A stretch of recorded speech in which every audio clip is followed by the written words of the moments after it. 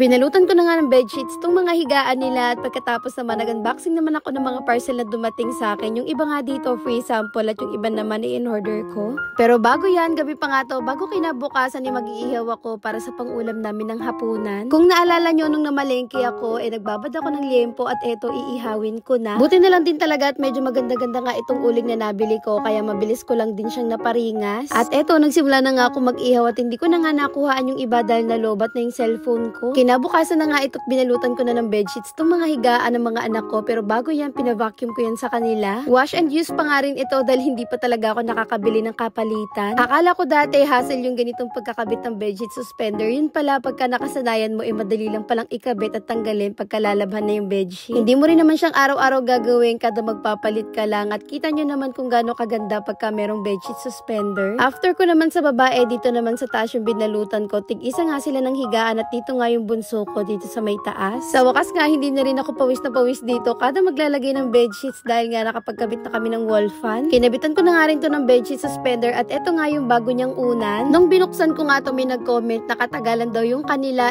umimpis. Iimpis at iimpis talaga kahit anong bilhin mong unan, pero hindi siya ganun kanipis tulad ng sinasabi niya. Ba't naman yung unan namin mag-asawa, higit 1 taon na sa amin yun, pero hanggang ngayon nga okay na okay pa rin, makapal pa rin. Tignan nyo naman pagka inunanan, hindi siya yung talagang lulubog yung ulo mo, hindi ka mukha nung ibang unan na nabibili. Eto nga, binili ko talaga to at kung matagal na kayo nanonood sa akin, ganito talaga yung ginagawa ko, wala pa mang pasukan. Ayoko rin kasi talaga na nabibigla sa mga gastusin, kaya paunti-unti rin ang bili ko at isa pa maipopromote ko siya bago magpasukan, baka magustuhan nyo rin. Nung una nga, akala ko yung unahan lang yung merong print ng characters, yung pala baliktaran. Okay na rin na merong pangalan tong pad paper niya para alam niya na sa kanya talaga yung papel kasi last year nadala ako yung pad paper niya unang araw pa lang wala na. Buti na lang din sa pinag-orderan ko nito, nagko-customize sila dahil yung gusto ng panganay ko capybara. Gusto ng bunso ko lahat daw ng gamit niya puro cinnamoroll. Sa panganay ko naman gusto niya lahat ng gamit niya capybara. Isa talaga sa pinakamasayang part sa pagiging affiliate kasi yung mga libreng gamit tulad nga nito mga free sample. Hindi na rin kasi maganda yung ginagamit ko na cooking utensils dun sa may kusina kasi yung tongs natunaw na at yung iba naman nagmancha. Ocean nga yung tatak nito, mas mahal lang siya dun sa nauna kong cooking utensils pero mas maganda yung quality at mas malaki yung lagayan. Medyo matrabaho lang din talaga ang pagre-request ng sample kasi kailangan mo talagang bigyan ng quality videos. At syempre yung pinaka-goal natin dito is makabenta dahil namumuhunan din yung mga seller at syempre para maging natin yung trust nila at mabigyan ulit tayo ng mga susunod pang samples. And as of now, ini-enjoy ko lang din talaga yung pagiging isang content creator at affiliate. Sobrang laking tulong din talaga sa akin nito dahil hindi na ako pinanghihinaan ng loob. Hindi kamukha dati na pakiramdam ko wala nga akong ambag dahil wala akong sariling income. Halos mangiyak-iyak pa nga ako dati kasi hindi na ako makapagtrabaho at wala na nga akong ibang gawain kundi maglinis ng bahay at mag-alaga ng mga bata. Patience is the key lang talaga dahil mag-antay ka lang at ibibigay sa'yo ni Lord kung para saan ka talaga. Kaya thank you Lord sa lahat ng blessing at nawa nga ipatuloy niyo pa po kaming i-bless. At yun lang muna mga Marcy at Parsi. Salamat sa panonood. Please like and share this video. Kung may mga nagustuhan nga kayo sa mga in-unboxing ko, maglalagay na lang ako ng link sa may comment section.